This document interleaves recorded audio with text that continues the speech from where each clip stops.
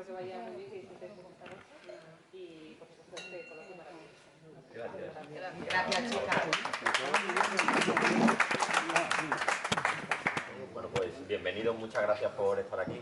Ayer ya tuvimos ese encuentro, así que cuando queráis podéis tomar la palabra y preguntar todo lo que queráis. Bienvenidos a Olite. Bienvenidos, bienvenidas, bienvenidos. ¿Es vuestra primera vez en Olite o no? Sí, Yo la no. mía sí. Yo ya había estado. ¿Con qué habías estado, Marta? No, es decir, había estado no actuando, sino bueno. había estado como persona. Como civil. Como civil. Como civil, Sí. ciudadana. Sí. En el caso de Uriol, ¿no? No me he perdido un nombre en vasco. Benibarri, no. Riverri. No había estado. Maribel, que es olitense. Riverri es pueblo nuevo, la Riverri. Riverri. Aquí vamos a hablar mucho hoy en catalán, en euskera, en galego, en andaluz. Euskera no sabe. Que sí, empezamos a decir cosas, Uriol, Jesús. ¿en tu caso? Yo sí, es la primera vez. ¿También la Como primera vez? público, como sí. Viajo muy poco, y como compañía sí es la primera vez también que estamos aquí. Sí lo conocía en festival, pero bueno, nunca había estado Pero personalmente. personalmente lleváis unos cuantos años, ¿no? Sois unos Sí, veteranos. pero saliendo fuera muy pocos, somos muy nuevos. Nuevos. Bueno, nos movimos Jesús. más en un círculo, digo, saliendo fuera de Galicia, fuera de lo que era el círculo de teatros alternativos, muy poco, hasta hace 10 años. Con Eroski, ¿no? Con Eroski, sí. Quería para empezar plantear algo que creo, que es eso también de lo que vamos a hablar, que es algo que creo que os une a las dos compañías, a Cultura y Conflicte y a Chévere. Os planteáis preguntas, os cuestionáis todo el rato. De hecho, Helen, la Mujer Maravilla, va con un interrogante. ¿Qué os lleva a preguntaros constantemente? ¿Creéis que eso es el motor de lo que os mueve para hacer piezas? Sí. Y normalmente en las piezas no encontramos respuestas tampoco, o sea que al final es como trasladar las preguntas que van saliendo durante todo el proceso, que son procesos como muy largos, y sí, vosotros imagino que también, ¿no? Claro, salen muchísimas, sí que nace de a veces una pregunta, a veces sí, no tiene por qué ser pregunta, pero salen muchas preguntas durante el proceso y normalmente las trasladamos porque no tenemos respuesta, ¿no? Pero sí que son un motor, y el motor básico para nosotros para ir como investigando, que al final es lo que nos gusta, adentrar y como buscar la complejidad de las cosas. Claro, la pregunta como forma motor de la investigación, ¿no? Sí, y también muchas veces porque, bueno, usas el teatro como para entrar en territorios o en zonas pues, que te resultan desconocidas, y la primera guía para entrar en ese territorio desconocido, pues creo que para cualquier persona es hacerse preguntas, ¿no? Sobre aquello que puedes encontrar o no. Y bueno, y para otros también el teatro, aparte de ese proceso, ¿no? Y esa investigación que haces para entrar en ese territorio, también es compartir ese camino que has hecho para entregar al público esa pieza. Entonces la pregunta es importante porque compartes con el público un poco esas preguntas, esas cuestiones que te has planteado. Y en el caso de Helen Keller la pregunta también tiene que ver con un juego, o tiene que ver con el juego que se propone al público, ¿no? Y que, bueno, adopta esa forma como de un libro de instrucciones, que consiste el juego en tratar de responder a la pregunta del título, ¿no? También pasamos un poco por esa especie de pregunta un poco, no sé si retórica, pero que tiene que ver también con esa narrativa, ¿no?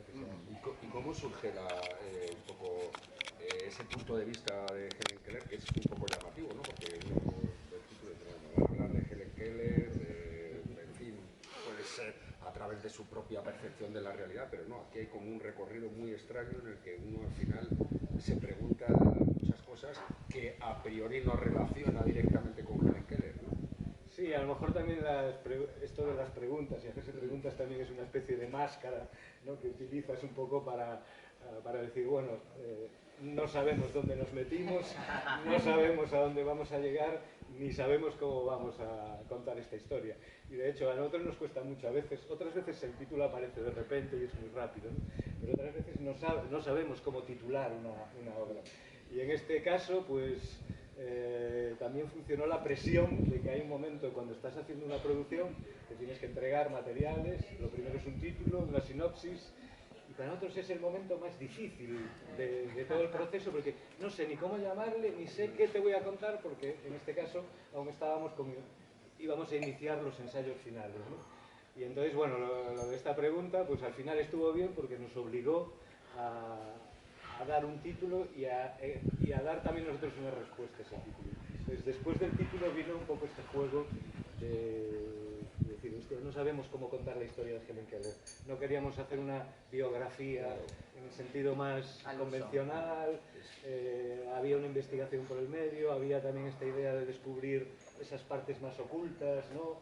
O menos conocidas, y al final, bueno, pues toda la es que casi se habla más del contexto social y tal que de la propia Helen Keller. Sí, ¿no? luego también es lo era curioso, ¿no? sí, cómo usa sus textos, claro. ¿no? Que también era otra de las ideas, decir, oye, esta fue una pensadora política y una escritora que tiene unos textos políticos muy interesantes que nadie conoce, solo hay una traducción que ya es inencontrable al español, y entonces era, bueno, ¿cómo se conjuga todo eso? Y aparece esta idea de esa especie de tutorial, de un juego, para tratar de contar y meter un poco estas ideas también de contexto. Ayer pudimos ver... No, pero en el caso de Moríos, que el título parte de una provocación, ¿no? Una exclamación, de hecho, incluso. No hay, no sé, admiración aquí se ha puesto, no. No. Sí. En catalán sí, pero aquí se ha puesto. No, porque los viejos quieren que hacerse morirse, ¿no? O sea, en el fondo moríos es morir de una vez ya para dejar de darnos problemas, ¿no? O sea, el título se ha puesto para partir de una provocación ya directamente, de alguna manera, ¿no? Y yo creo que en castellano suena más fuerte que en catalán. Sí, esto lo dijimos, que ¿Es parece verdad más o no? contundente. Sí, sí, moríos, no moríos ya de una vez, déjanos tranquilos, que nuestra sociedad es muy feliz y no tengamos que aguantaros porque sois una gente que gastáis mucho dinero, porque os tenemos que aguantar, tenemos que poner una residencia, tenemos que tenéis más seguridad social, gastáis más seguridad social que vosotros, etcétera, ¿no? O sea, partimos de esta provocación con el título, ¿no? Y creo que es un poco el meollo con cultura de conflicto, ¿no? Partir de la provocación, un poco buscar ese tipo de... que es la primera vez que trabajo con ellos yo, y ellos ya tienen una trayectoria, ¿no? Con el primer espectáculo que tienen del bosque, ¿no? Ayer viene en el bosque. Sí, En Madrid, que hiciste gira fuera de Cataluña. Ayer pudimos ver la propuesta de Chévere. No hemos visto algunos sí la hemos visto, pero no sé si vos habéis podido ver Moríos. ¿De qué va? ¿Qué es lo que van a ver esta noche? ¿De qué va a morir? Sí. De eso, de morirse. De lo que nos va a pasar a todos, ¿no? De lo que nos va a pasar a De lo que todos. nos va a pasar a todos, porque no se nos olvide. Hablamos de O futuros. sea, que se destripa todo, ¿no? O sea, que al final morimos. El final. Es verdad, pero al final eso es sabiduría. No tiene ninguna sorpresa este final. Bueno, Moríos habla de eso, del proceso de envejecimiento. Y Moríos tiene una... Bueno, yo creo que hay una vivencia de los actores también, que tenemos la edad que digamos que el personaje requiere y que por tanto nos ponemos un poco en la vivencia, no solamente en la cosa intelectual, en la vivencia de representar unas cosas que nos pasan o que nos pasarán o que nos están pasando, ¿no? Y aquí es un poco de, bueno, diría psicodrama, no decir psicodrama, a nivel personal, que a nivel como actor, ¿no? Cuando tienes que ponerte en la piel de una persona que es eso mismo, en el fondo, que es...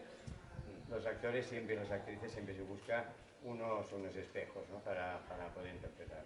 Yo creo que en este caso el espejo está tan dentro de ti que, bueno, que el hacer una cosa a medias en la danza, a medias con el teatro, a medias con el texto, a medias con la acción, pues eso implica que el cuerpo ha de ponerse en movimiento con estas limitaciones que tienes a tu edad.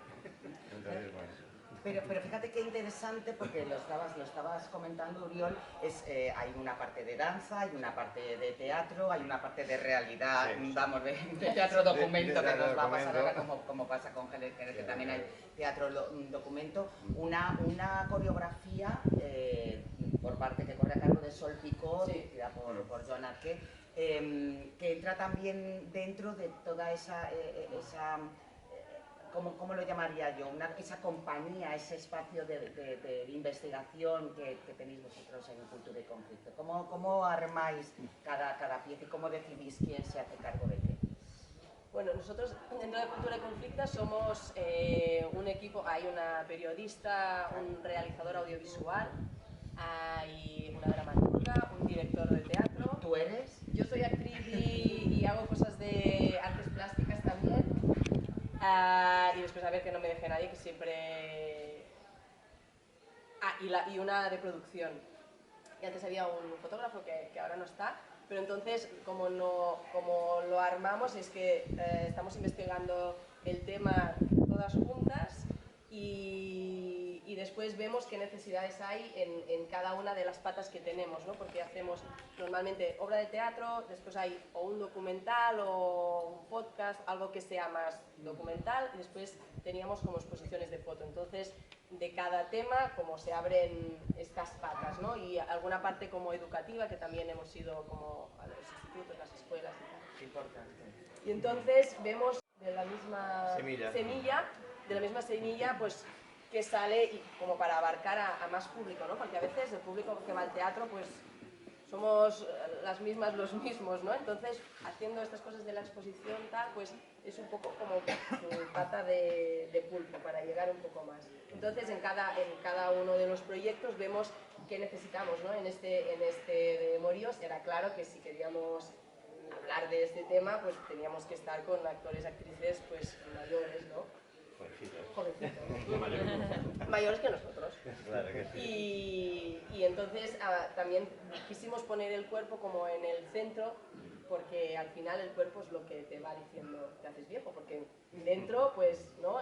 Eres, Totalmente. eres la misma, piensas, bueno, pues, como Eso cuando es tenías así. 25, ¿no? Eso es así. Sí. Es incomprensible. Sí, verdad. No voy a entrar en En el el teatro también tenéis un sello propio, muchísimos espectáculos, pero ¿cómo trabajáis en la compañía? ¿Cómo distribuís el trabajo? Bueno, hemos ido cambiando, claro. Realmente creo que somos así como un resultado de la adaptación al medio, ¿no? Pues era un grupo de teatro así muy espontáneo, no éramos ni actores, primero nos hicimos un poco actores, unos mejor, otros peor, y al cabo del tiempo pues hemos ido como cayendo en aquellos lugares en los que cada uno pues le correspondería. Entonces, bueno, del grupo inicial quedamos 3 personas, Patricia y Miguel pues sí, son más los Patricia actores. Lorenzo y Miguel de Lira. Sí. ¿Solo quedáis los 3? Sí. Y luego trabajamos eso con colaboradores para cada proyecto, ¿no? Entonces, bueno, pues sí que la parte más de investigación y documentación, creamos un equipo, en este caso de Helen Keller trabajé yo con Borja Fernández, que también fue actor en algunos espectáculos de Chévere y que también tiene su propio trabajo como creador. Y luego, bueno, en este caso pues se hicieron algunos equipos, trabajamos un poco sobre las necesidades de cada proyecto, ¿no? Aquí pues trabajamos con bastante gente del mundo, digamos, de la mediación, con personas sordociegas, intérpretes de lengua de signos, ¿no? Que fueron un poco asesorando, no solo lo que íbamos haciendo, sino al mismo tiempo pues dándonos claves un poco de la cultura sorda, un poco de todo este tema que para nosotros era desconocido. Y bueno, eso, sobre todo para cada proyecto armamos así un equipo. ¿Y uno no vuelve, por ejemplo, a ser actor? Uno se queda, si uno está más en tareas ahora de dramaturgia y eso. A mí ya me cuesta. Pero bueno, al final es porque... Porque lo pide el proyecto, ¿no? No, y porque no... Bueno, yo no me vería ahora de actor en las obras que hacemos, pero bueno, tenemos las Ultranoites, que es una especie de cabaret político muy improvisado y muy sobre la actualidad, que ahí puedo seguir saliendo en escenario sin demasiado... Qué buen nombre, las Ultranoites. ¿Dónde? Para ahí. ¿Esas Ultranoites? Bueno, al principio las empezamos a hacer en el año 93 en un espacio que teníamos en Santiago de Compostela, que era la NASA, ¿no? Que estuvo durante 20 años, ¿no? ¿Tú trabajaste allí? Yo he actuado ahí, yo he actuado ahí. Y bueno, eso, el proyecto murió, bueno, tuvimos una serie de desencuentros, tenemos un problema de incomodidad política allí en Galicia, y entonces, bueno, pues el proyecto se acabó, no nos dejaron seguirlo, nos fuimos a otro lugar, las seguimos haciendo, y bueno, las vamos haciendo donde podemos, pero las seguimos haciendo desde hace pues, más de 30 años. Y en vuestro caso, la dirección y la dramaturgia, bueno, en el último proyecto que yo vi era Ana María Ricard. Sí, también. Ana María Ricard es la dramaturga de la compañía, sí, y Joan también. Ah, y Joan también. Joan Sí. también dirigió... Sí, las dos. ¿Sí? Sí, la del bosque y Moríos. Sí. No, creía que variabais de la dirección. No, también depende de cómo vayamos, pero en estas dos, al final solo hemos hecho dos como, Sí. como colectivo, entonces sí, siempre han Que es sido. verdad que en Madrid la otra llegó con todos los aderezos, con la exposición, ¿no? Había una Con la exposición exposición, sí. y había algo más, creo, en torno a Ayer la que el propia bosque exposición. también era un viaje hacia lo que vivieron las mujeres en los Balcanes. Sí. Claro, por ahí alguien que no lo sabe, ¿no? Sí, sobre la violencia sexual que sufrieron las mujeres en los Balcanes. Y sí, con esta pasamos el documental, hay un documental en Filming. Sí, pasamos el documental, había la exposición antes de entrar en el teatro y la obra, sí, fuimos con todo. ¿Es fácil o más difícil que os programen, o sea, llevar todo eso? Supongo que no es lo habitual, entonces no sé si, claro, los circuitos ponen... Pues sí, cuesta un poco porque como no está dentro del cajón, Claro. entonces como habilitar otro espacio no siempre es fácil, siempre es un poco más de dinero, es un poco difícil, pero bueno, también es la cosa que un poco identitaria, ¿no? Que al final dentro del equipo pues hay muchas franjas distintas, entonces queremos apostar un poco por eso, pero no siempre es fácil, entonces a veces pues solo vamos con la obra o con la expo, a veces ha pasado también. En el caso de Moríos hay un peep show, ¿no? Sí. Un peep show en el cual no sé qué se ve porque no lo he visto nunca, pero hay imágenes que no se pueden ver que están ahí dentro. Sí, habla como de la obscenidad en la gente mayor, ¿no? Entonces hay como distintas fotos con unos textos que hablan de aquellas cosas que no se hablan, ¿no? Por ejemplo, claro, el tema de la sexualidad, por ejemplo, en la gente mayor era un tema que nos interesaba mucho, pero no podemos poner todo en la obra de teatro, o sea, ¿cómo lo ponemos para que no quede banal también pues tirar todos los temas, ¿no? Entonces, este peep show que tú puedes mirar como si fueras un voyeur, pues es un poco más tratando este tema, ¿no? Entonces va bien tener distintas patas como para ahondar más en ciertos aspectos del mismo tema, ¿no? Es curioso porque Jesús hablaba de la incomodidad política, a lo mejor pensáis vosotros que provocáis ahí al gobierno regional en Galicia. No sé si con Nevermore también hubo... No, o sea, sí, bueno, en ese caso fue más local, es decir, al final te ponen una etiqueta, estás marcado y da igual quién gobierne. Eres incómodo para los de izquierda, los de derecha, los nacionalistas, porque ya tienes la etiqueta social colgada y nosotros en Santiago no podemos hacer nada, por ejemplo. Da igual quién gobierne, no...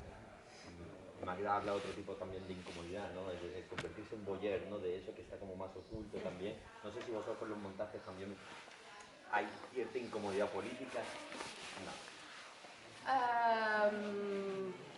No lo sé, a veces, o sea, son temas que a nosotros dentro del equipo ya nos sí o nos remueve, por lo tanto sí que remueve, no sé si sería tanto política, pero por ejemplo la obra de los Balcanes la fuimos a hacer en los Balcanes, allí sí, entonces depende de dónde, ¿no? Depende de dónde vayas también. Bueno, social desde luego sí es. No, porque, social seguro, sí, claro, sí. Y al final todo lo social es político. Porque... Sí. No, y aparte, por ejemplo, el tema este de Moríos, de la gente mayor, ¿no? Claro. La gente, programadores, nos dicen, este tema, o sea, es que la gente no quiere oír estas cosas, ¿sabes? Y al final, pues, incomodidad social sí, todas. Eso sí iba a decir algo. No, me refiero que al final, o sea, nosotros en Galicia, por ejemplo, es la incomodidad más por lo que representamos que no por lo que hacemos. Claro, Nosotros la única La censura etiqueta. directa que hemos sufrido, directa, de que nos digan tienes que cambiar el contenido de una obra para poder actuar, nos ha sucedido hace 2 meses con Helen Keller en Alemania. Estábamos programados en un festival y nos dijeron, pero para poder actuar tenéis que cambiar el final. Porque No hablar de Gaza, sí, no hablar mira que de... es sutil y no se afirma nada, Vamos, se deja es caer. cuestionar, supongamos Pues que... dijeron, no hemos visto el vídeo, el comité del festival, Wow. y lo tenéis que cambiar. Fíjate, hablando de incomodidades, iba yo un poco por ahí, porque en la obra, no sé si alguno de vosotras y vosotros habéis visto la obra ayer, Helen Keller, La Mujer Maravilla, claro, todos tenemos la imagen de Helen Keller como el milagro de Anna Sullivan, creyendo que era vamos, que es de hecho pues un ejemplo de superación y demás, pero claro, todos desconocíamos esa parte política de esta mujer que además de eso era todo eso. Y me acabas de dejar, claro, porque me acabas de dejar muy asombrada con que todavía se siga... Porque en Alemania, por ejemplo, están prohibidos las manifestaciones o reivindicaciones por el genocidio. Y en artes escénicas parece ser que ha habido bastante censura con el tema en Alemania. Sí, porque luego hemos visto que no era un caso único, sino que cualquier pieza que hable críticamente de Gaza o de Israel no se representa en un teatro público. Vamos. Sí, sí, sí. No, que voy a preguntar, cuando pasa una cosa así, ¿no? Bueno, a nosotros no nos ha pasado de que, mira, esto no podéis decir. Claro, como compañía, tipo, os planteáis, vamos, no vamos, lo hacemos, o... Claro, ¿qué habéis hecho? No, bueno, ¿Qué habéis hecho? Cortar. Claro, no cortar. decirle, mira, en España somos españoles, y venido de la obra por una cuestión política y no lo vamos a hacer para ir a vuestro país. Entonces vosotros diréis... ¿Y no vais? Vale, esto Bueno, era sí, así, Está muy bien. Pues Enhorabuena está muy y bien, muy bien. enhorabuena. Hay que ser Claro. honesto y consecuente. Pero bueno, o sea, es como decir, no conocemos a nadie que hubiera cambiado el final. Yo para creo ello. que tampoco. Pero bueno, tampoco sería mala opción cambiarlo y hacer público que lo has tenido que cambiar por censura. O sea, quiero decir Bueno, que eso, pero Bueno, tampoco te van a claro, dejar entonces ya decir. eso. Ya te puedes decir sí, Tampoco pero te van a pero dejar vas, decir. de alguna manera Bueno, voy a es decir, más aquí coherente. vamos a hablar de esto, pero al final no lo podemos decir. No podemos. ¿Te imaginas aquí Bueno, va? hay otra censura que es la que decías tú de los programadores, ¿no? O de quien compra el espectáculo. Si resulta que este espectáculo a mí no me interesa, pues no lo voy a programar tampoco, ¿no? Eso es una forma de censura que también es una censura en el fondo, ¿no? O sea, si no me interesa este espectáculo porque es incómodo, no lo voy a decir, pero no lo voy a programar tampoco, ¿no? Entonces, hay otro tipo de censura que está encubierta y que es el cedazo, ¿no? Sí, el silencio. Sí, sobre- que es sobre el que compra el espectáculo, si lo compra o no lo compra.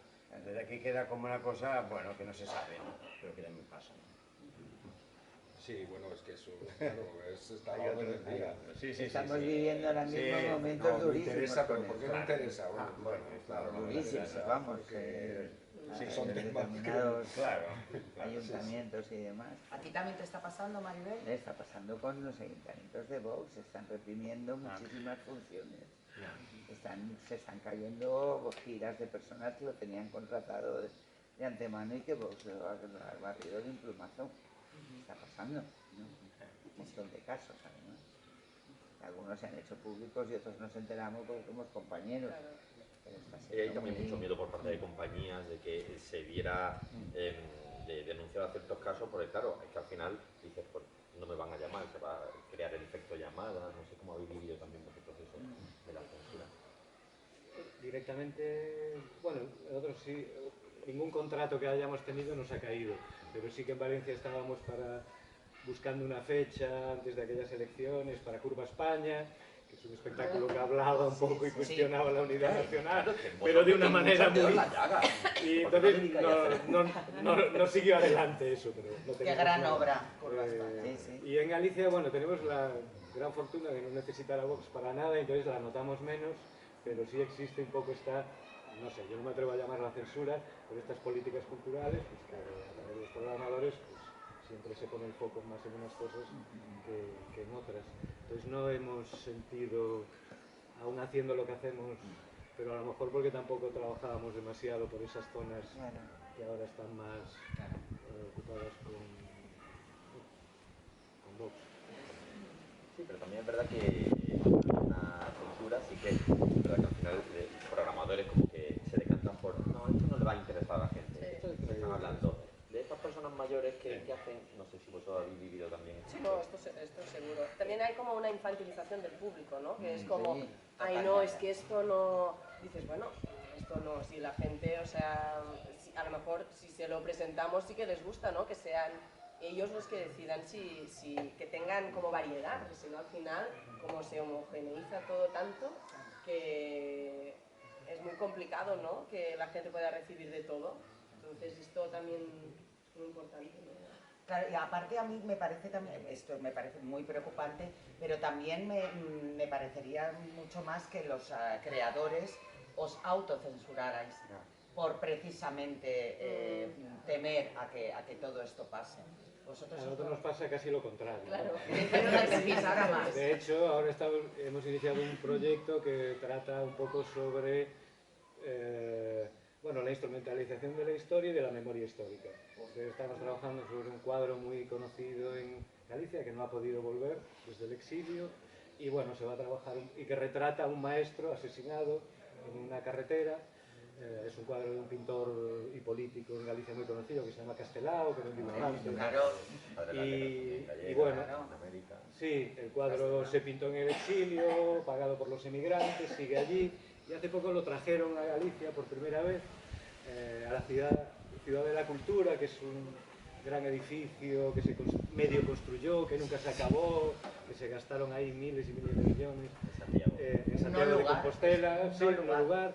Y bueno, pues allí Feijóo, que en aquel momento era el presidente de Galicia, hizo un discurso, digamos, tergiversando un poco el origen del cuadro, como que era un homenaje a la educación y contra los fanatismos, ¿no? Y entonces, bueno, pues estamos trabajando un poco sobre eso y el cuadro retrata a un personaje histórico que fue fusilado después de un juicio sumarísimo. Era un economista, que había sido uno de los promotores del Estatuto de Autonomía de Galicia durante la República, un hombre muy moderado, pero que fue asesinado a las pocas semanas del golpe militar. Y entonces también es trazar un poco la genealogía de la justicia que tenemos ahora a partir de un juicio sumarísimo que se hizo durante la guerra contra... Y de repente empezamos a descubrir que hay toda una lógica justiciera y una serie de familias que son las que, digamos, ocupan el poder de la justicia en España y que ahora tenemos a sus herederos, ¿no? Claro. Y entonces, bueno, pues la obra trata un poco de establecer esa genealogía. Entonces, bueno, no sé si esto va a tener mucha venta o mucha difusión, pero bueno, no sé, de alguna manera también es lo que toca. Pero tampoco es para adoctrinar, sino para poner en el escenario, lo que decías antes, esas preguntas. A mí como ciudadana y como espectadora me interesa muchísimo todo lo que estás contando. Ya te lo tengo que decir. Y es también teatro documental, entiendo. Sí. Bueno, esta cosa que hacéis vosotros que no sé cómo lo definiría. ¿Cómo pero es esa cosa? teatro documental cachondo.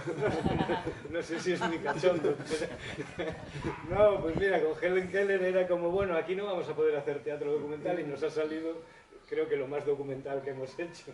Hay un que es una ironía sobre Pero eso. en Curva España también pasaba, que había una cosa Sí. ahí que decía, estos nos están tomando el pelo a todos, o esto es verdad. Hay una parte ahí que siempre se juega a la ficción, ¿no? Sí.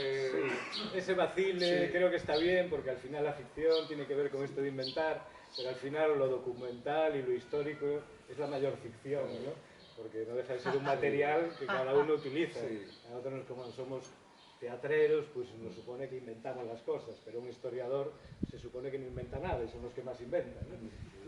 La paradoja. Claro, entonces bueno, pues a lo mejor hay que ir al teatro para conocer ciertas verdades, ¿no? Aunque sea de una manera cachonda o no sé, un poco vacilona. Y en este caso del próximo proyecto, sí, lo encaramos sobre todo como metodología, digamos, de puesta en escena, porque aquí va a haber una parte documental menor, pero bueno, sí, digamos que lo documental creo que también tiene que ver con una manera de contar las historias, ¿no? Casi para nosotros es una cuestión más narrativa que metodológica, si queremos, ¿no? Al final del proyecto. Entonces sí que encontramos una manera de contar las historias fuera de los personajes, si se quiere, ¿no? Como pasa en Helen Keller, que no sabíamos cómo representar esa mujer o cómo acercarse a ella, desde qué personajes, y al final fue un poco como los personajes se han ido quedando un poco como fuera del escenario y el único personaje que hay es un maniquí, ¿no? Es un maniquí, claro. Y las actrices adoptan otro tipo de roles y bueno, pues nos permite un poco contar las historias o armarlas narrativamente desde ese otro lado, ¿no? Tomar nota, directoras programadoras, por lo próximo de Chévere y qué será lo próximo de Cultura y Conflicte. Pues mira, ahora estamos justo al principio. Nosotros escogimos, bueno, también como los temas es como muy difícil, ¿no? ¿Qué hacemos ahora? pero sí que hubo un tema que era el tema de las torturas, de la banalidad del mal en el siglo XXI, que nos interesaba a todas, ¿no? Y hemos empezado como a nadar un poco dentro de este océano, porque es muy grande. Entonces, sí, estamos solo empezando, y empezamos desde esto, desde pues, algunas historias de algunos libros que hemos encontrado, de una mujer, por ejemplo, que es hija de torturados, pero sobrina del torturador, ¿no? Que tiene la misma persona las dos cosas, ¿no? Estamos como buscando como muchas cosas, pero estamos mucho al inicio. Entonces, algo por aquí va a ir por aquí, pero no sabemos si más por la banalidad del mal, por la falta de empatía, son cajones aún muy grandes, que es como un poco difícil hablar, pero estamos por aquí. Una cosa, ¿hay mucho conflicto cuando os reunís a tratar un tema? Es decir, ahora ¿Cómo habláis hay de más la tortura, cultura? o hay más cultura. Hay de Pues hay todo.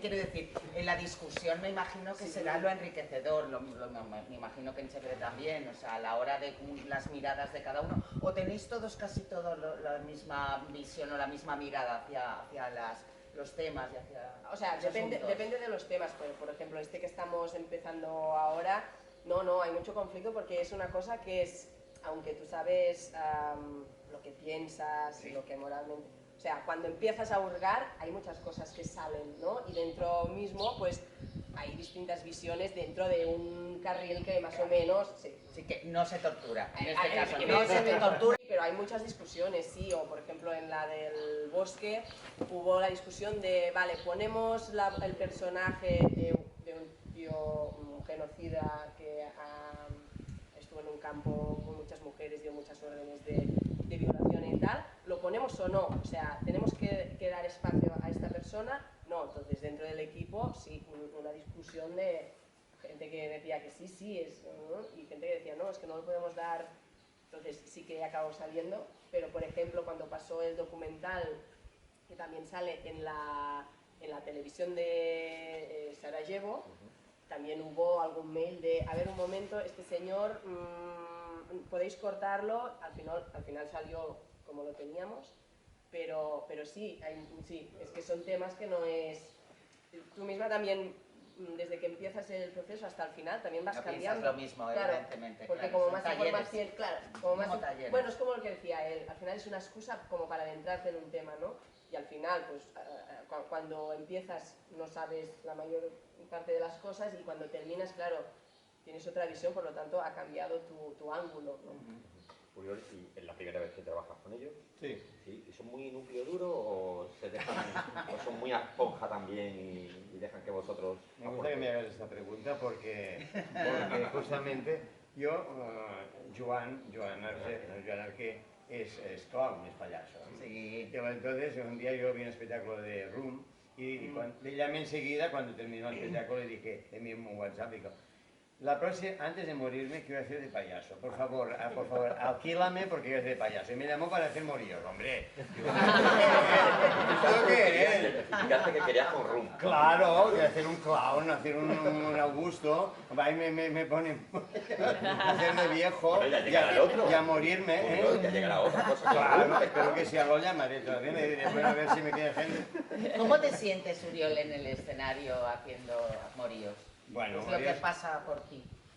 A ver, morir ha sido, ha sido para mí también una especie de travesía del desierto, ¿no? Como todos los espectáculos, cuando tienes que enfrentarte a tus propios miedos, a tus propias inseguridades, a tus propias no sé qué. Primero trabajar con un sistema como el de Sol Picó. Sol Picó es una mujer hiperenergética, que yo la admiro mucho, pero que claro, también tú tienes que contaminar, tienes que ponerte ahí a hacer todo aquello, hacer cosas así, ¿no? Y moverte así, ¿no? Bueno, entonces ya de entrada, energéticamente, además digamos, de cansancio físico, ya fue una cosa.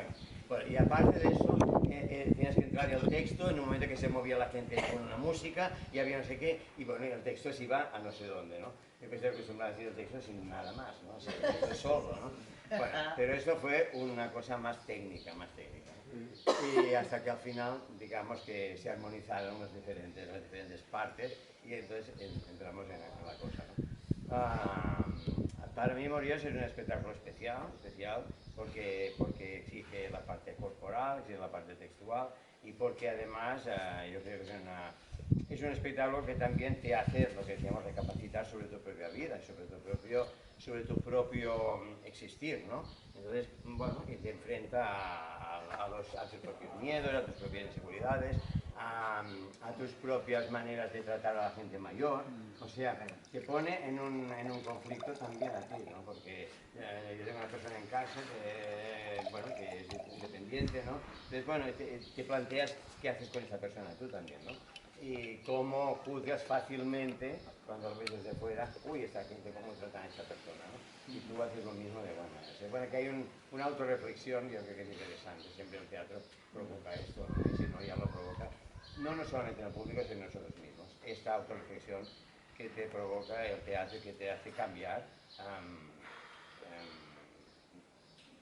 a mejor, parece ser, ¿no? Perdona que abra un mínimo paréntesis sobre Sol Picó. Yo trabajo en la radio, llevo un programa de teatro y voy adelantando también entrevistas.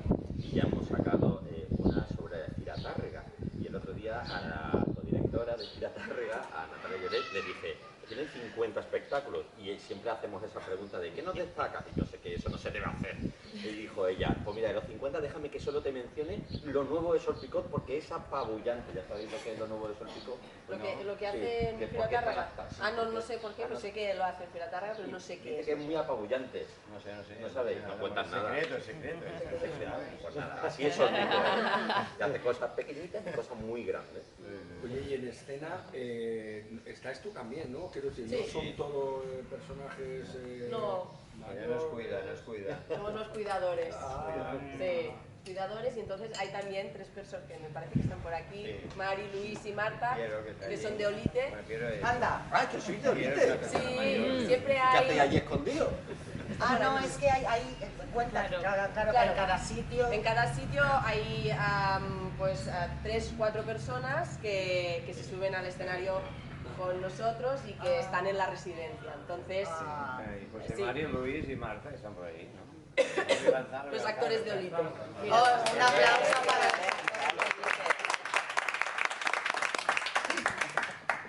Qué bueno. Hablando de conflictos, el espejo que Moríos te ha puesto a ti personalmente, ¿qué espejo te ha puesto a ti, Jesús, Helen Keller? No sé si... Sí, hay un espejo claramente que se nos ha puesto, que es un poco el de la relación que tenemos con las personas con discapacidad sensorial y sobre todo con las personas sordas, porque pertenecen a una minoría lingüística a la que hemos marginado la mayor parte de los habitantes de este país, ¿no?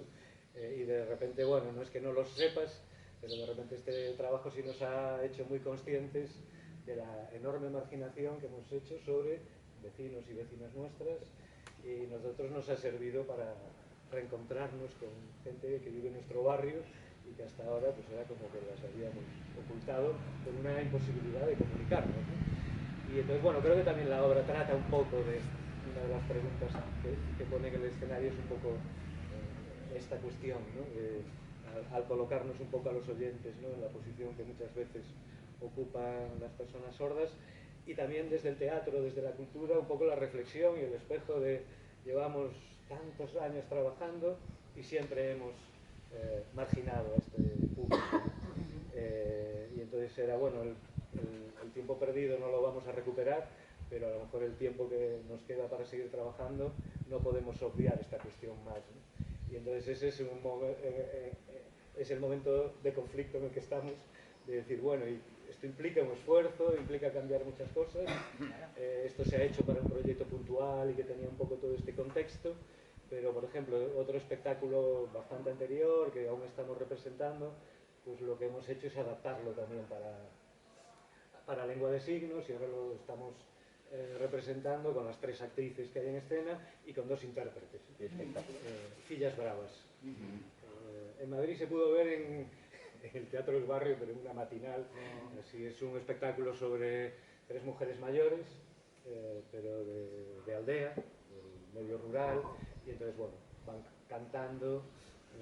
Hicimos como una recuperación del cancionero popular galego, sobre todo toda la temática que tenía que ver con el mundo de las mujeres, está ahí totalmente presente, y estamos hablando de coplas documentadas en el siglo XVIII, XIX, y ahora pues eso se hace con dos intérpretes que son intérpretes, pero que están pues siempre interactuando con las actrices, participando en algún momento, porque son las preguntas, ¿no? O las cuestiones a las que hay que responder, ¿no? Entonces la idea no es simplemente poner un vídeo con el signado de la obra, sino tratar de que esa cultura, esa otra lengua, pues de alguna manera también se mezcle con lo que hacemos. Y para este nuevo proyecto, pues una de las grandes incógnitas es eso, cómo damos respuesta a este público que de repente hemos ganado de alguna manera, hemos sentido que cómo se crean nuevos públicos para el teatro. Pues esta es una manera directa y que es un resorte que funciona. Ayer había como 20, 30 personas en solas. nuestro hotel había esta mañana desayunando parejas de personas no oyentes. Claro, Sí. y es un público que se moviliza, Claro. que claro, es una comunidad lingüística minoritaria y que tiene unos lazos o unas redes entre ellos, ¿no? Entonces se pasa muy rápido y lo que estamos viendo es que están viniendo cada vez más a ver estas funciones, que también es una alegría ver en el teatro esa diversidad que por lo menos para nosotros es nueva verla. Claro. Para el público sordo, público oyente, que puedan seguir una hora. Entonces sí, pues es cómo seguir con esto. No lo sabemos, pero bueno, trataremos de dar de alguna manera una respuesta. ¿No? Tenemos está Raquel, que ya es actriz signante y tiene varios espectáculos, que no sé, me parecía como interesante, no sé si, bueno, ¿no? Como esta respuesta, ¿no? O esta pregunta que lanzas, que me parece muy interesante, que no es solo como hacer un espectáculo ad hoc, sino de repente cómo respondes o cómo sientes tú que estás más en relación con la comunidad, ¿no? Cómo se recibe o qué es lo que se podría hacer, ¿no? También, que yo es una pregunta que me hago. Sí, o sea, para nosotros y creo que para todo lo que es la cultura, porque hemos hecho una cultura y un teatro, ¿no? Totalmente ajena a esta persona. Cuéntanos, Raquel. Una propuesta para público sordo, para personas con discapacidad de algún tipo, sino propuestas que unan públicos, yo creo que al final es el camino, ¿no? Por lo que decías también de diversidad y de poder integrar, y porque aprendes tanto la compañía como el público, ¿no? El poder tener al lado personas diferentes y con necesidades diferentes, pues como decías tú, te hace cuestionarte desde el principio del proceso, ¿no? Y es como que el proceso dura todo el tiempo y cada vez que se representa, así que sí, yo creo que es súper interesante esa manera de fusionar lenguajes. Por ejemplo, con las personas ciegas, que digamos que existen estos, claro, la audiodescripción, ¿no? Que sería algo que, o sea, ¿por qué no existe la audiodescripción en el 100% de los espectáculos y en el 100% de los teatros? Yo no sé por qué no existe, porque no es decir, que el tema de los sordos tiene una dificultad lingüística que, bueno, que eso es un tema más complejo, ¿no? Pero, por ejemplo, para que todo el teatro que se hace sea accesible a personas ciegas, es que es un coste mínimo, un esfuerzo mínimo.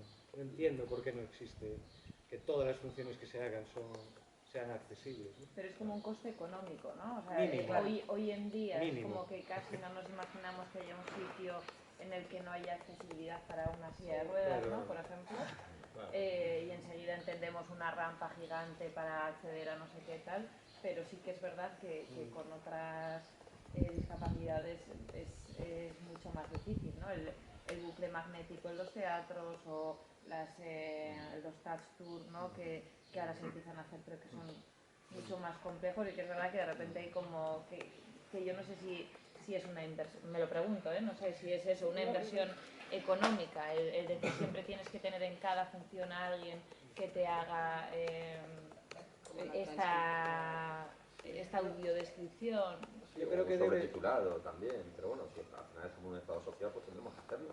Aparte que puede ser algo compartido, o sea, no entiendo por qué las compañías no lo hacemos, porque hay una parte que tiene que ver con el tratamiento del contenido de la obra, ¿no? Que lo haga una empresa ajena, pues puede ser, pero no, por nuestra experiencia no funciona. El nivel de calidad es de arriba a -0. Y una compañía, como parte de su proceso de creación o de producción, hacer una audiodescripción cuidada, es como parte de lo que es tu trabajo. La parte que le corresponde a los teatros, la inversión es mínima, porque hay sistemas casi gratuitos de aplicaciones en el móvil, con una inversión Pero mínima. que serían como dos versiones, ¿no? O sea, una entiendo que sería como la inclusividad, ¿no? Donde dentro de la pieza y en la propia creación ya tú estás teniendo en cuenta estas cosas, y otra cosa sería la accesibilidad, ¿no? Porque aquí también tenemos obras que son accesibles, pero que tienen el sobretitulado o la audioguía, el bucle magnético, pero que son como dos versiones, ¿no? O sea, una es la que dices tú, como desde dentro de la compañía, cuáles son nuestras obligaciones, ¿no? Morales o éticas. Sí, obligación no, pero sí, cierta bueno, responsabilidad pues, sí hay, ¿no? Sí. Pero yo creo que nos toca. Digo, no podemos dejar eso porque es el tratamiento de nuestro propio trabajo creativo. Y no se puede dejar en manos de una empresa ajena que lo hace de una manera estandarizada. Debemos de asumirlo. También creo que esto es, hay que participar un poco todos, ¿no? Y entonces ahí no hay, es que sería una accesibilidad realmente total, ¿no? Y luego, no sé, con las personas sordas es más complejo, porque el sobretitulado y el subtitulado, no sé, a lo mejor tú lo conoces mejor. A nosotros lo que nos han transmitido de las personas sordas es que no van. Si está subtitulado, no van porque no es su lengua. Es como si a mí me subtitulan en italiano. Pues sí, pillo un poco, pero no iría a verlo. Entonces, ¿cómo no hemos llegado? Y lo digo desde, hablando en primera persona, ¿cómo no hemos llegado? Porque también hemos hecho algún espectáculo subtitulado. ¿Y ese subtitulado no ayuda, por ejemplo? No hemos sabido que eso era otra lengua. Es que no es su lengua, claro. No tienen mucho, en general, mucho nivel de lectoescritura. Es como si fuera pues, si está sobretitulado en gallego. Entenderíamos algo, pero no entiendes todo porque no es tu lengua. Y esa más o menos porque se puede, si está en ucraniano, ¿no? Pues eso, que no, o sea, no entienden porque no tienen, por la educación, no porque no puedan leer y escribir. Hay gente que lee y escribe muy bien, personas sordas, pero otras que no. La mayoría no. Entonces no. Por ejemplo, el público que había ayer. Qué interesante ahora. Nunca te paras a pensar. Porque nunca te paras a pensar eso. No son lenguas naturales. No, claro. Claro, es el signado entonces. Sí. ¿Aprendiste a signar?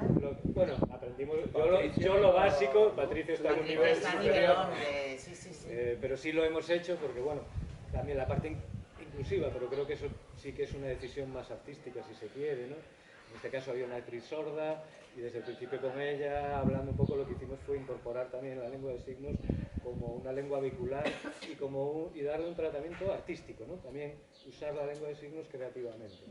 Eso puede ser una decisión más artística, ¿no? De que lo hagas inclusivo dentro, pero creo que lo de hacerlo accesible y tener simplemente esta respuesta, que esto sí es una respuesta, ¿no? Hablamos de hacernos tantas preguntas y a veces tienen respuesta, y es no, las personas sordas, subtitulado, vale, pero no van a ir, necesitan que esté signada. O sea, una sobretitulación sería más para alguien que ha perdido audición. Sí, exacto, que también está bien, por supuesto. Sí. No, y personas que han perdido, es decir, al final la audiodescripción, nosotros la llevamos en todas las funciones y nos está pasando que la mayor parte del público es pues, oyente y vidente, ¿no? Pero hay personas que nos lo están pidiendo porque les ayuda, aunque ven y oyen, les ayuda a seguir mejor la obra. Entonces una audiodescripción es para personas con discapacidad visual, pero también es para personas que a lo mejor le ayuda a seguir mejor la obra. Y luego la inversión es que no es tanto económica como muchas veces cultural y mental. Nosotros nos hemos encontrado, pues, hablo de algún teatro de Galicia, vino una persona sordociega, hay que hacer un trabajo previo cuando viene una persona sordociega. Galicia es un lugar pequeño y entonces estamos en contacto con una red de guías y mediadoras que trabajan con personas sordociegas y a través de ellas es como llegamos a la persona sordociega y su guía, mediadora, acompañante es la que conoce sus necesidades específicas, porque el mundo de la sordoceguera es una cosa que no es todo igual, hay miles de casos, ¿no? Y entonces un problema que tuvimos, que no fue problema, se solucionó, pero es, necesito ir a ver el teatro antes. Entonces es llamar al teatro, dejarle entrar a esa persona para que vea. Le tenéis que reservar una butaca a esta persona y a su acompañante. Pero es que además viene con un perro. Entonces de repente era un rechazo. No, en este teatro no pueden entrar perros. Digo, mira, es que hay una ley que pone que tienes que facilitar la butaca para el acompañante, tienes que facilitar el acceso a los perros. Entonces es más cultural, porque al final, vale, no pasó nada. El perro está allí y se comporta mejor que algunas personas. No tienen móviles y la pantalla no es luminosa. No come caramelos. El perro está callado. No, y al final, pues, no hubo ningún problema. Pero es más, o lo de la visita táctil antes de la función, pues oye, si la compañía es capaz de montar un poco antes, ¿no? Y simplemente es dar acceso en el teatro. Pero también genera otro trabajo de gestión para los teatros o para los festivales, que es hacer bien la comunicación, de que las personas ciegas o quien quiera, ¿no? Puede asistir a esa visita táctil inicial. A nosotros como compañías pues nos obliga también a pensar qué presentamos, ¿no? Hay alguna compañía que hasta hace maquetas, ¿no? Para que puedan tener una sensación táctil del espacio, de la escenografía. Pero eso es lo que tú dices también, incluirlo en el proceso. Bueno, como otra cosa, por ejemplo, vosotros estrenáis en gallego o en catalán y también estáis pensando en el montaje en castellano, ¿no? O sea que también eso se incluye desde el primer momento, ¿no? Sí. Muchos montajes viajan así. Sí. Hacemos las dos versiones. Si sale después salir, pues hacemos la otra versión. Bueno, también se podría pensar en una cosa que pasaba antes, que se podían hacer los espectáculos en la lengua original en todas partes. Ya. Claro. Ahí sí necesitamos se podría subtitular. pensar ahí. Que yo, por ejemplo, Sí. me trago cualquier obra en lituano, con subtitular, yo no puedo ver Lo que pasa es que aquí una mil lenguas. solo haces un bolo, no haces temporada, si haces esto, ¿no? Normalmente otra vez es como las políticas de programación. Con Eroski Paraíso, que si lo Sí, alguna que era función. versión original, no, era siempre igual, porque en la obra había personajes que hablaban en castellano, otros en galego, pero llevábamos la subtitulación, que también para nosotros era un aderezo escenográfico, porque era como un documental en directo, entonces de repente era como un valor, ¿no? Y también si nos pasó de entrada algún programador era, ¿cómo? ¿En gallego? Pero al final la obra funcionó y se consiguió un poco superar o desbordar estos prejuicios, ¿no? Y hubo un programador que incluso después de decir lo llevó y fue al camerino y habló con los actores y dijo, me alegro muchísimo de haber rectificado mi posición inicial porque se disfruta mucho más. Entonces creo que tiene que ver a veces con ciertos prejuicios, porque esa obra se presentó, menos en Cataluña, en todas las comunidades, hasta en las islas, y el público lo agradecía. Nosotros el retorno que teníamos era, estoy escuchando gallego, un personaje, otro en castellano, pero sí es cierto que acabamos haciendo la doble versión, porque aunque se puede desbordar el prejuicio, es algo que te puede lastrar. Claro. Bueno, de hecho, ahora mismo estoy haciendo la conexión en la pieza en Helen Keller, vosotros en el texto además hacéis esa vinculación como gallegos, como lengua minoritaria con la lengua en este caso. Sí, porque fue otra condición que establecimos, ¿no? Como hay una comunidad que es una minoría lingüística, más apegada a un territorio, digamos que esta es una comunidad lingüística sin territorio, lo que nos puede diferenciar, pero sí hay luego unas conexiones y unas situaciones que descubríamos como normales, ¿no? Es decir, nosotros tenemos la fortuna de tener una segunda lengua, que es el castellano, y cuando vamos al médico, si no nos atienden en gallego, que es nuestra lengua, pues conocemos la otra. Un sordo no. Cuando vas a un juicio, pues tampoco entiendes. Nosotros no tenemos acceso a justicia en gallego, ni a sanidad, pero nos da un poco igual porque tenemos esa... Pero un sordo no tiene esa posibilidad, ¿no? Entonces, claro, siente una marginación que nosotros lo reconocemos y también nos ayuda a identificarnos, ¿no? Un poco. Bueno, vamos a ver si hacen alguna Ay, perdón, pregunta. sí. ¿Cómo conseguís integrar, o sea, lo que queréis enseñar, a lo que el público quiere normalmente? Porque claro, el público me imagino que siempre quiere reírse. Hay ciertos temas que te hace sentir como, ¡ay, qué mal, qué triste! O que te hace mover. ¿Cómo consigues integrar para que el público siga yendo? Claro, el tema sordomudo, temas que hoy en día no es muy común. ¿Cómo conseguís que el público normal acepte esta clase de teatro? al final es una cosa de si llega una propuesta en tu localidad, ¿no? que habla de estos temas, es más fácil que tú puedas decir, ay mira, pues voy a ver, ¿no? La cosa es si no llega. Pero normalmente sí que hay mucha gente que dice, ay, estos temas, es que siempre hacéis temas que son muy... pero acaban yendo y al final nuestra intención también es tratar estos temas, con cierto humor o ironía, o que no salgas diciendo, madre mía. Entonces es el cómo tratas el tema, ¿no? Que los temas a lo mejor son duros, pero el cómo es como la clave para que la gente pueda ver la obra y después decir, vale, pues este tipo de temas lo puedo soportar, ¿no? Sí, yo creo que también hay esta idea de, si pensamos en el gran público, uniformizamos y responde un poco a ese perfil, ¿no? El público va a reírse, que es un poco a veces lo que criticamos de los programadores, ¿no? Como que funcionan con esa visión, ese gran angular, que es todo el público, ¿no? Pero es que, no sé si compartís esto, pero digo que el público, por lo menos en España, os digo, el teatro tiene mucho público, y no solo mucho público, sino muchos públicos. Claro, entonces, en el momento en que pensamos en públicos, no hay, porque hay públicos para todo, ¿no? Y luego tenemos la fortuna de que el teatro es también es algo que se comunica o que se corre mucho la voz, ¿no? Y entonces esa transmisión de un público a otro, porque esa obra pues está circulando o tal, ayuda, yo creo que a formar o a enriquecer o a pluralizar ese plural de público, ¿no? De públicos. Yo debo ser masoca porque muchas veces voy a pasarlo mal. También hay este tipo de público. Sé que eso, pero de alguna manera, no sé, me parece algo catártico, pero bueno, igual tengo una pedra muy gorda. Pero no es necesario pasarlo mal, aunque el tema sea duro, no hace falta pasarlo mal. Yo es que soy así.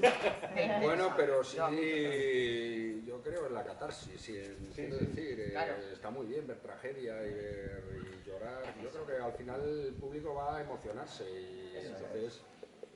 Está muy bien la emoción de la risa y está muy bien la emoción del llanto, porque todo en definitiva te lleva, en fin, probablemente a una reflexión importante sobre la vida, sobre la existencia o sobre lo que sea. O al menos eso es lo que intentan los proyectos teatrales. Por otra parte, yo creo, claro, lo que dice Jesús es que es importante porque... Claro, hay muchos públicos, yo creo que por ejemplo la palabra propuesta, que cada vez está más, la usamos todos y más, es que está muy bien usada, porque es que al final, al fin y al cabo, lanzar algo al escenario es proponer algo, entonces no pasa nada tampoco porque a alguien eso no le guste. Yo creo que, hombre, claro. Es que a veces queremos ¿cómo hacen para que le guste? Bueno, pues es que a lo mejor es que es imposible que a todo el mundo le guste todo, no pasa nada. Ese es otro tema, ¿no? Claro, haces teatro para que le guste al público, claro, hay mucho teatro que se hace para gustar, pero hay otro teatro... Claro, lo mismo pasa en la tele, tú propones esto. ¿Haces tele para la gente porque la gente lo pide o la gente consume yo digo lo que para tú gustar, haces? Claro, porque sí es cierto que sí que puedes hacer algo, aunque sea muy duro, y lo puedes hacer para que le guste. Claro, y puedes no buscar eso. Sí. ¿Vosotros hacéis para qué? Pues mira, esta obra, la respuesta es clara y no se hizo para que le gustara al público. O sea, nos encantaría que le gustase, pero no fue lo principal.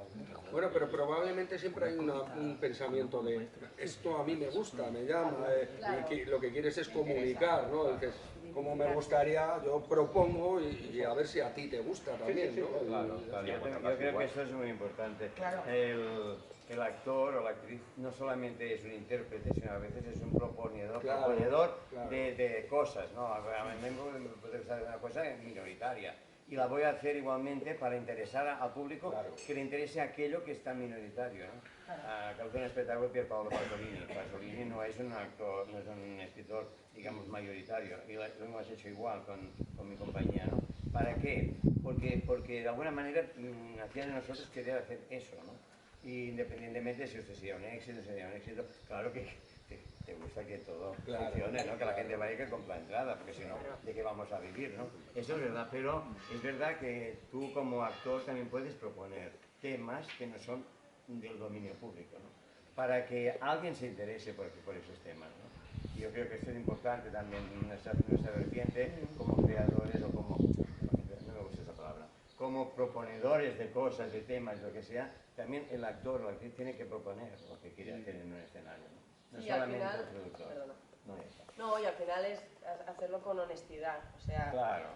porque si no es Claro, muy difícil claro. crear pensando si le va a gustar, o sea, es que no sabes ni por dónde andar, Sí, entonces es como, bueno, es que estamos aquí y estamos haciendo esto y creemos esto, entonces solo podemos crear desde aquí, porque si no te pierdes, o sea, es imposible, ¿no? Hacer un proceso creativo con tantas, si los otros y, ¿no?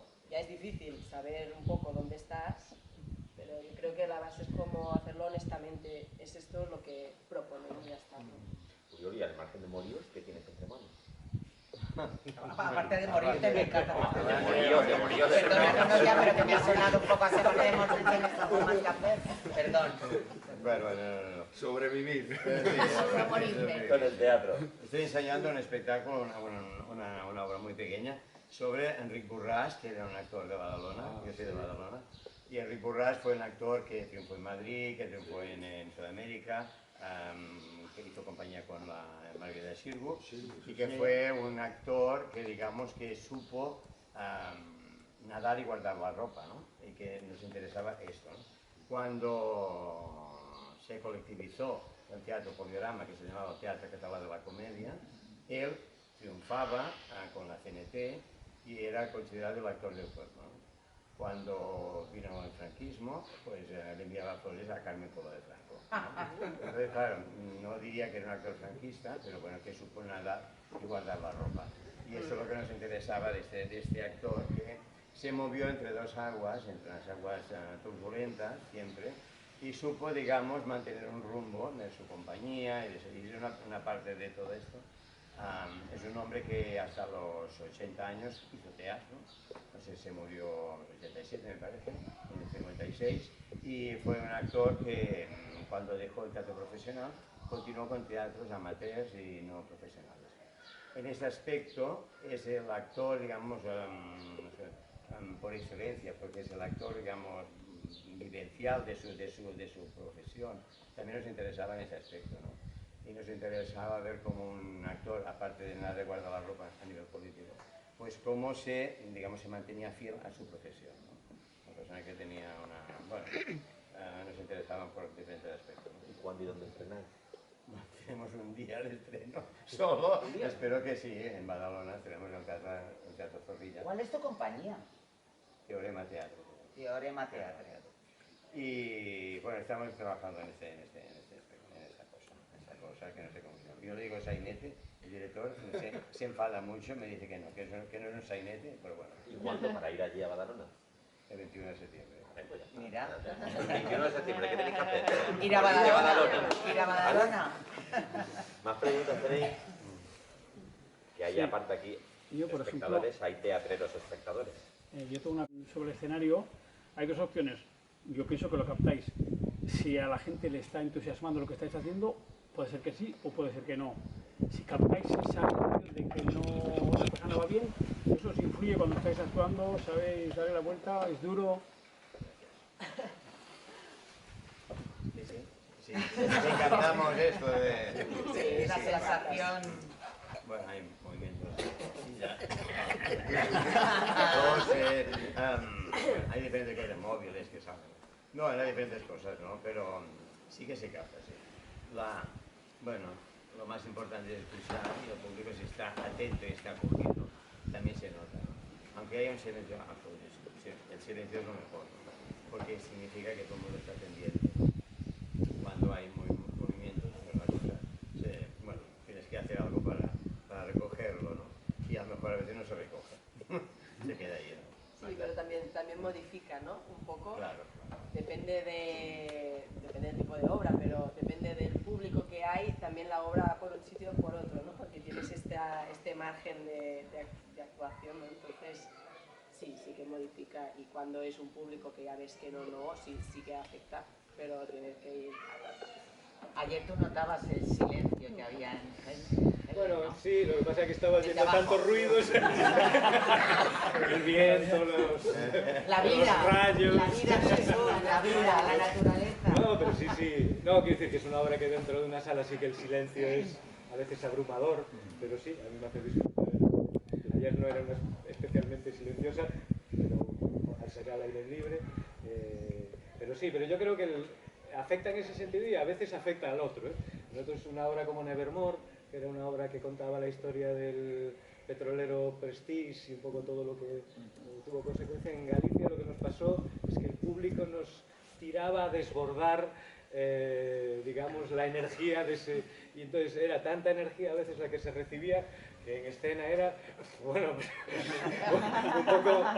un poco menos, ¿no? Porque si no se va a otro lado, ¿no? También. Entonces sí que a veces pasa por defecto y a veces por exceso, cuando hay una expectativa que te desborda, ¿no? Y luego a veces el iluminador impide que tú veas nada. Bueno, pero todo se dice. Sí. La energía se capta totalmente, ¿no? Tuviste que modificar un poco por la situación meteorológica, ¿no? Sí, sobre todo creo que al final fue el final, que aquellas fotos que se muestra alguna y que se ponían encima de la mesa, esas fotos acaban un poco en el suelo, rodeando toda aquella mesa. Entonces, bueno, una pena porque aquí quedaría muy bonito, ¿no? Verlo con todas aquellas fotos y luego se colocan unas lámparas sobre esas fotos poco a poco mientras está Ángela pues signando ese texto de Helen Keller y bueno, y al final queda, cuando ella se marcha queda como el escenario a oscuras solo con aquellas lámparas. Pero la vida os obliga a modificar las cosas. Pero y descubres no otras nada, cosas, ellas también, pues de repente les sirvió para explorar otra manera de relacionarse con esas fotos, de tener que montarlas, también un poco confirmar que esos textos que se dicen, esas pequeñas cosas que se dicen, que a veces puedes dudar si interesan, si no, y entonces este apoyo más visual o de acción, pues dices, bueno, gracias a esto más o menos, y luego, bueno, pues al final era, bueno, vale, funcionó, ¿no? Pues fíjate, ¿sabes lo que a mí me pareció que funcionó habiendo visto la pieza en el Centro Dramático Nacional en Madrid?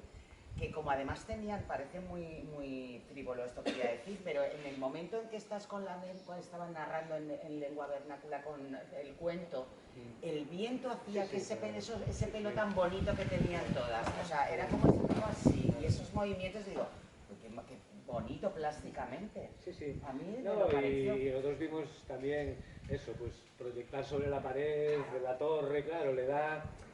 incorpora otros elementos que no son los habituales, pero que claro, para nosotros pues, nos resulta muy atractivo, ¿no? Poder verlo así. Es un poco diferente, pero creo que también en estos lugares, en estos espacios, también se trata un poco de jugar hasta donde se pueda con el propio espacio y con lo que está pasando. Y vamos, sufrí un poco porque sabes cómo es la obra, pero al otro lado disfruté de ver estas cosas, el viento, cómo lleva tal, cómo está asignando y unas fotos pues están por allí y me pareció muy poético en esos momentos que no estaban previstos. Claro, porque a lo mejor no lo contáis y la gente, nosotros no nos damos cuenta. ¿Habéis visto ya el espacio, Marta? Sí. Impresionante. ¿Tenéis algo que se vuele? Bueno, sí, yo creo, bueno, que se vuele no, porque Inma sí que saca unas fotos también. Pues ponerlas, pillarlas con cositas. Pero las otras cosas están bastante como fenomenal. Las sillas, todo esto sí. Fenomenal. Es más, algún vestido y tal que puede... Bueno. Precioso eso. No, pero eso que luego visualmente queda muy bonito, de verdad, los cabellos, los que tienen buen pelo, ¿no? ¿Habéis presentado Moríos en otro espacio así singular? No, así no. De hecho es la primera vez que lo hacemos en exterior. Sí. Sí. La cava es precioso, ya veréis. ¿Qué suerte tenemos? Espectáculo. A mí me gusta mucho el espectáculo. Y luego tiene eso, claro, pues la piedra detrás, claro, pues a veces dices, es que aquí no falta nada más. Sí.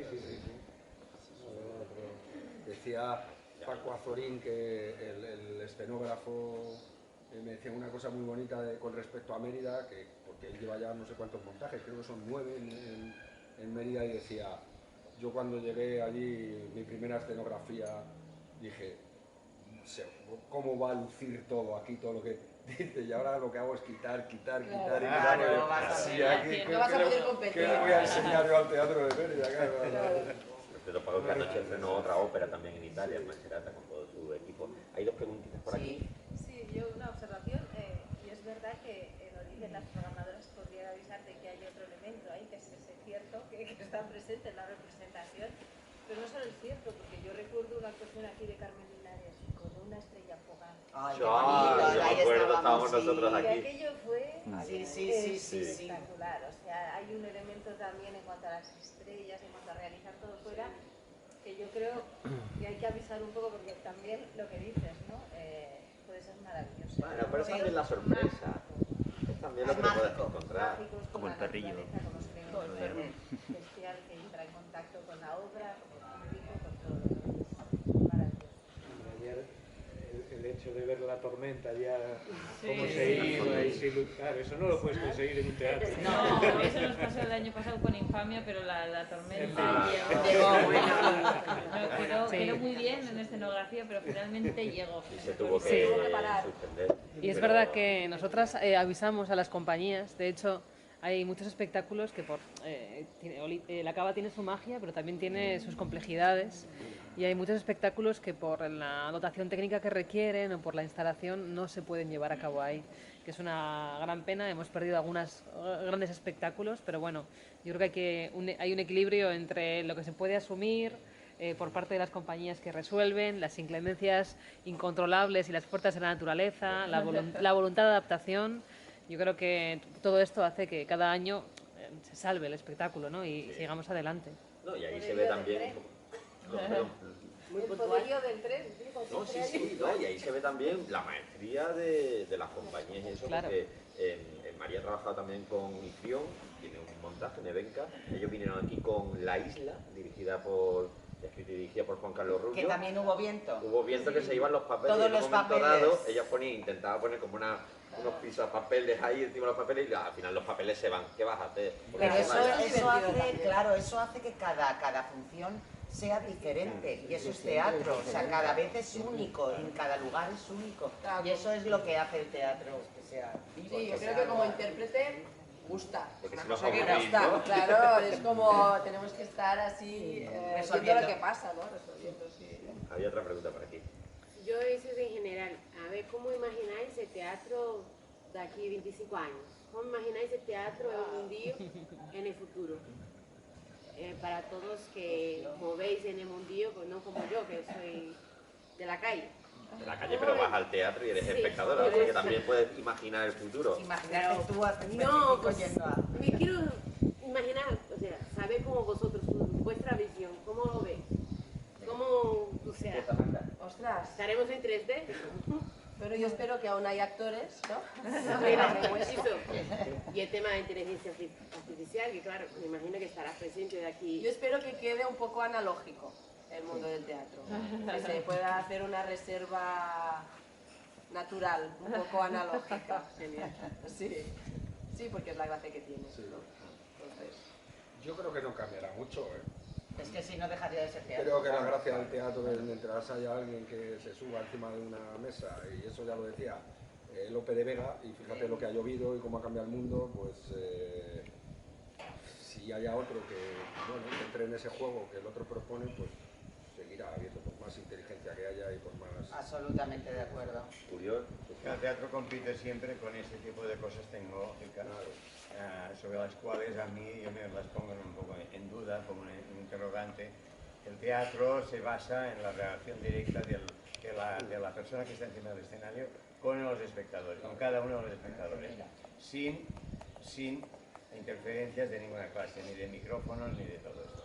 Entonces yo creo en el teatro, en ese tipo de teatro, en el teatro que el espectador y los actores se relacionan directamente, sin intermediarios ni ninguna clase. A veces las cosas son como son y se tienen que hacer de una manera determinada por cuestiones acústicas, de lo que sea, ¿no? Pero este es el teatro que a mí me interesa. No, Sí, bueno, o sea, no tengo ni idea, claro. Pero, Aquí es soñar. pero sí, yo creo que la fuerza del teatro sigue residiendo un poco en esto que estamos comentando, ¿no? En ese encuentro, en directo, en que si hace viento los papeles vuelan, si no lo hace, pues los... No, creo que quizás es la fuerza que tiene, lo cual no impide o no implica que no puedas echar mano y utilizar cualquier otra tecnología, como se está haciendo, como se hizo, como seguramente se sigue haciendo. Pero quizás en ese futuro que nos están obligando a ver como muy tecnologificado, donde la inteligencia artificial cada vez va a ocupar más espacios, quizás el teatro quede como esa alternativa para después de este mundo todo basado en pantallas y en inteligencias que no son la tuya, decir, bueno, y a ver cómo es esto de la inteligencia humana. Bueno. ¿Vosotros qué pensáis? Raúl, ¿sí?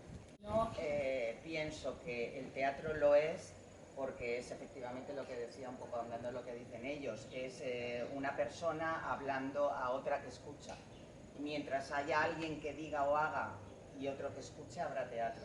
Y si eso sigue produciéndose y no, efectivamente, no nos ponen una pantalla entre medias, pues dentro de 25 años, bueno, yo también seguir viva, que también es muy importante lo que quiero para ir. Yo creo que, sí, bueno, lo que he dicho antes, pero fíjate, es verdad que eso lo decía, lo que he dicho antes, lo decía Lope de Vega, entonces dices, es que cómo ha cambiado la vida desde entonces, y esa esencia se ha mantenido. ¿Y tú?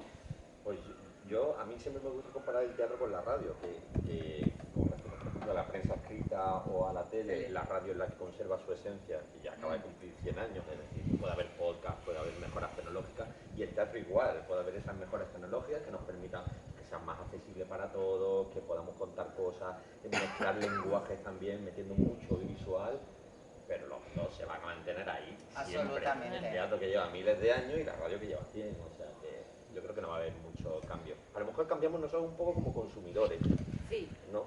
Pero al final, lo que decía también Machus, que alguien te cuente algo y que tú lo recibas y que lo escuchas, como lo decían ayer los chicos de Culunca, ¿no?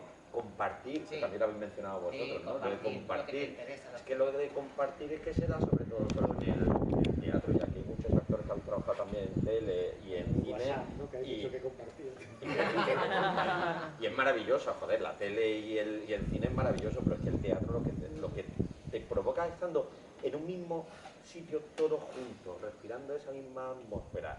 La ceremonia. Claro, esas inclemencias que la están viviendo los técnicos, los actores y vosotros y nosotros. O sea, que yo creo que eso solo se va a dar en el teatro y el teatro va a seguir. Y que aparte como espectador también solo estás haciendo esto, ¿no? Estás escuchando. O sea, no haces como cosas como cuando O no estás en paras. casa, la doble pantalla o... ¿Te sea, imaginas ¿no? paras la función? Sí, nosotros cuando hacíamos funciones así para institutos, las profesoras nos decían qué potente que estos chicos están tipo 1 hora y media, 2, escuchando lo que les decís. O sea, es que no están en ningún otro sitio ni en clase casi. O sea, es que es muy diferente de todo lo que viven, ¿no? Están ahí para escuchar lo que les estáis diciendo. Habría Yo me otra voy un pregunta. momento. Habría Bueno, otra que me pregunta voy a Madrid. lanzar. Adiós, gracias. Fíjate. Digo que podría haber otra pregunta que lanzar también al público, o a nosotros mismos, no sé 25, pero dentro de 50 o 70 años, que a lo mejor no estamos ya nadie de los que estamos aquí, la gente seguirá yendo al teatro. Creo que sí. Porque si la gente sigue yendo al teatro... Yo creo que será algo muy exclusivo. Sí, tú también. Será algo que lo vivirán determinadas personas y que se pagará. Siendo algo tan popular como es hacer No, una pero yo creo que será muy escenificación. exclusivo, me refiero porque la tecnología está ganando adeptos cada vez más. Entonces, a personas que les guste el teatro serán una minoría. Pues yo creo que no. Yo creo que vamos a tener Yo creo que tampoco. tanta Fíjate mediación qué bien, tecnológica ojalá, mira, que vamos a ostras, necesitar que ese se creará tipo una de... necesidad. A lo mejor sí, porque precisamente por contraste, ¿no? Es decir, es como ver música en vivo, escuchar un disco, ¿no? Pues si por eso lo mantenemos y la gente se hace adepta, pues es fenomenal. Pero yo no soy tan... Yo fíjate que creo que será más exclusivo el ir a una sala de cine. Van a quedar contadas. Pero claro, tienes que porque lo ves en casa, porque ya las televisiones son máquinas ya. En la pandemia, Ramón, cuando ya se puede empezar a ir a sitios totales durante la pandemia, cuando había la media entrada, los teatros mantuvieron el público y los cines bajaron porque ya la tele sustituyó a la sala de cine, pero ir al teatro seguramente con la misma idea de compartir, de estar con otros, o un territorio que inspira más confianza, más tranquilidad para el espectador del teatro. Pero es un dato objetivo ese, que el teatro sigue y tiene tantos siglos de funcionamiento que no cabe duda de que va a durar siglos más con el mismo procedimiento. Sí, yo creo que Sí, al final. Tal ese de alguien haciendo algo que interesa a quien está viendo lo que... Sí, se espera, puede ser no así. llegue el futuro que llegue un holograma haciendo teatro. No, ya no sería, claro, teatro. pero eso será un... Ya no sería teatro. Claro, sí, pero eso será un recurso de alguien concretamente. Pero la esencia, yo creo que... Claro, es como la necesidad del ritual, ¿no? Que ya quedan pocos y al final el teatro es un poco lo que tiene. Y como humanos.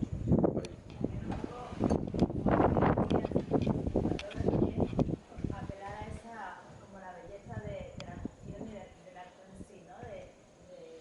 Justo ahora vengo de un festival del Delta, de Euphonic, que es con tecnología, no sé qué, que se aplica la sonoridad, y había una pieza que era como solo una chica, ¿no? Haciendo un recorrido, y la gente eso le encanta, o sea, como no la simpleza de transmitir lo que habéis dicho, ¿no? De comunicar la historia y de que el espectador se conmueva con alguien que hace algo que le resuena y encuentra la historia que le toca, ¿no? Entonces, yo creo que eso es una necesidad humana como humanos y ¿no? Entes sociales que somos, que necesitamos como, no como el aire que respiramos, ojalá, ojalá, ¿no? Pero sí como percibir esa belleza de algo tan único, ¿no? Va a ser así. Lo que has comentado tú, lo que estamos comentando, ojalá, todo. ojalá. Ayer lo decía también Garbiñe Inchausti, las 2 horas que dura Forever en ese momento y ella se olvida de los problemas. El mundo ya puede pasar cualquier cosa fuera, que en ese momento de reflexión, incluso que vayamos al teatro, como decíamos aquí, para pasarlo mal, bueno, que en ese ratito lo vas a pasar mal, pero ahí vas a hacer un poquito al margen de todo. Y no puedes parar. Y no puedes parar. No tienes todo el poder de decisión. Claro. Que eso también es una generosidad por parte del público que ya casi no existe en ningún otro espectáculo. Eso es verdad. Así que gracias también al público por su generosidad. Como observación sobre el final de ayer al director, después de haber visto la obra del viernes, Forever, que fue casi 5 minutos de aplausos, venga a salir los actores, venga a entrar y venga a salir, el final de ayer, los 4 aplausos que hubo me parecieron como muy, no sé, pobres, me pareció muy corto, me pareció tan, después de la semejante obra que es, y que solo fuera un como simple aplauso que se acabó muy rápido y que la gente ni se levantó ni hizo nada. Hacía viento y hacía frío. Hacía viento y hacía frío. Y luego había mucha gente también. Había mucha sorda gente que sorda que Yo estaba en primera fila, entonces no vi lo había demás, mucha gente, Pero bueno, no conseguí ver. Igual era por eso, pero me pareció algo tan... Sin más, es como comentario. Por Dios, esta noche aplaudid. Amoríos. Entonces, no sé, igual era por eso que, como estaba en primera fila, no vi nada atrás. Simplemente fue esos 4 aplausos que hubo y ya está, la gente ya se fue. Y dije, hostia, ¿qué ha pasado? ¿No? Claro, porque estaba... Hostia, pero Claro, si esta obra, Claro. no sé, relacioné igual por lo social que era y que a la gente le incomodó un poco el tema social. No, pero había de verdad, había mucha gente repartido por grupos que estaban aplaudiendo así con las manos. En todo caso estamos acostumbrados, ¿eh? En nuestro caso, aplausos siempre pequeños, normalmente pequeños. Por eso era un poquito la pregunta, después de haber visto las otras obras que siempre se aplaude más, ¿no? O lo que sea, la gente se levanta. Y ayer fue todo tan plas y se acabó y la gente se fue y dije, ostras, ¿qué pasa, no? Bueno, tampoco hay... Ramón Varela.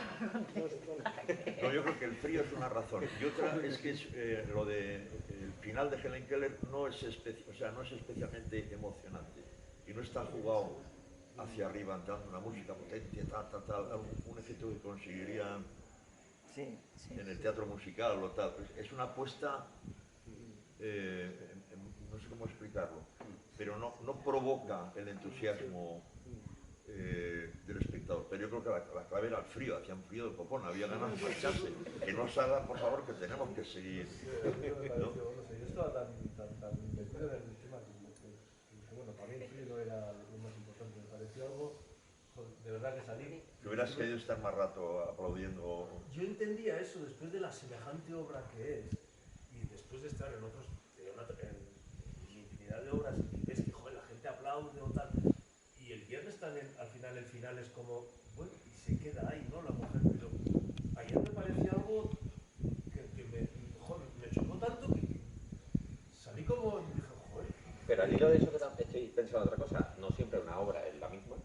Es decir, aunque la hagáis vosotros, cambia el espacio, pero también cambiamos nosotros como público. A lo mejor hay un público más efusivo, no sé qué. Y además, a veces el público se puede quedar pensando, ¿no? Yo que también defiendo mucho eso, ¿no? A mí no me gusta mucho la gente que aplaude enseguida, sinceramente. Prefiero lo otro, porque demuestra que hay algo que te ha tocado, ¿no? O sea, a veces la gente no aplaude porque le ha tocado alguna cosa, y no estuve. Me gustaría venir, pero no estuve. Pero no siempre todo se tiene que medir con los aplausos. Ahí puede medirse de otra manera, ¿no? Y a mí me gusta medirlo de otra manera. Por el impacto en el tiempo, por ejemplo. Sí. Cuando la cosa vuelve después. Claro, hay una reacción posterior, ¿no? Y eso tiene que ver también, claro, con la naturaleza de la propuesta, que era lo que dice Ramón.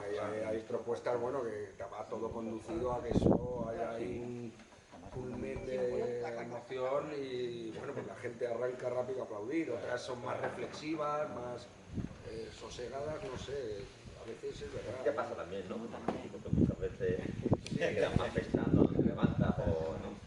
Antes los críticos no se levantaban ni aplaudían. Antes no aplaudían, pero yo es que esa tontería, a mí siempre me parece una tontería. Yo digo, yo aplaudo porque aunque no me guste, siempre aplaudo porque es el respeto al trabajo que han hecho y me parece que, bueno, que es un trabajo digno de aplauso en cuanto a que es un esfuerzo, un trabajo por el que han dejado mucho y están haciendo todo, pues, me gusta. A mí me gustan mucho los aplausos cuando se interrumpe una obra. El año pasado lo vimos con La Infamia, o cuando se interrumpe al final porque llueve o lo que sea, que la gente se quede y empieza a aplaudir y está como, da igual, está cayendo, en ese momento y la gente está como, qué pena, ¿no? Pero estamos aquí con vosotros, entonces una muestra de agradecimiento.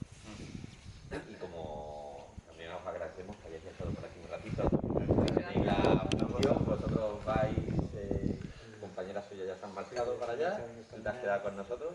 Jesús, muchísimas gracias, con Chévere, con Cultura y Conflicta, Magda, y con el 21 de septiembre me la apunta a Badalona. ¿Vale? Muy bien, estupendo. Y ahora por aquí creo que van a pasar, porque esto va también, aquí se disfruta de los espectáculos, pero también se come.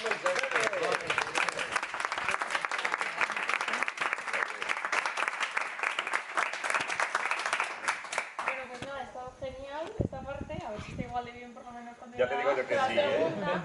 Entonces, bueno, yo soy Ginebra, vengo en representación de las responsables del centro, estamos encantadas de recibiros a vosotras y a todo el público también que ha venido hoy. Y antes de nada, y de empezar a comer, que tenéis ya ganas, también veo, quería hablaros un poco de los vinos que habéis estado bebiendo. Habéis probado el rosado de Valdelares, que es un rosado joven, fresco y muy afrutadito.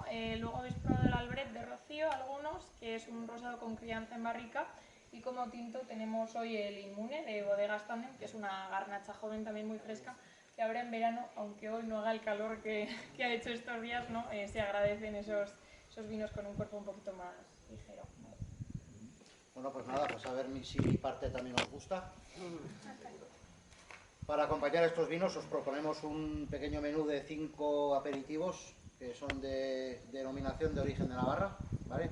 Se compone de un salmorejo, seguido de unas yemas de espárrago con su vinagreta, unos pimientos de piquillo con su pilpil y su ajico, unas tostadicas de pan de pasa con bloc de hígado de pato y para finalizar un surtido de embutidos de aquí de la tierra.